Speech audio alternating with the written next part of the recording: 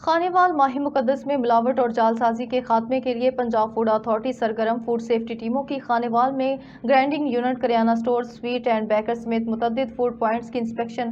43 kilo ज़ायदुल मियाद मसाला जात, 20 किलो गैर मियारी चाय की पत्ती, 17 किलो एक्सपायरी कन्फेक्शनरी आइटम्स तलफ। हफ्जान सेहत के असूलों की खिलाफ वर्जियों पर 9 फूड पॉइंट्स को 2,44,000 के जुर्माने आए। फूड एक्ट की संगीन खिलाफ वर्जी पर एक बेकरी की इस्लाह तक प्रोडक्शन बंद। रमजान मुबारक में नाकस और ममनुआ खुराक की रोकथाम के लिए पंजाब फूड अथॉरिटी ने गुलबर्ग टाउन, कुली बाजार, जामिया अनातकिया road, block 11, Kabirwala, Vehari road, Kacha Khuh, rail बाजार, अब्दुल हकीम और 13 वाला फाटक पर कार्रवाई की।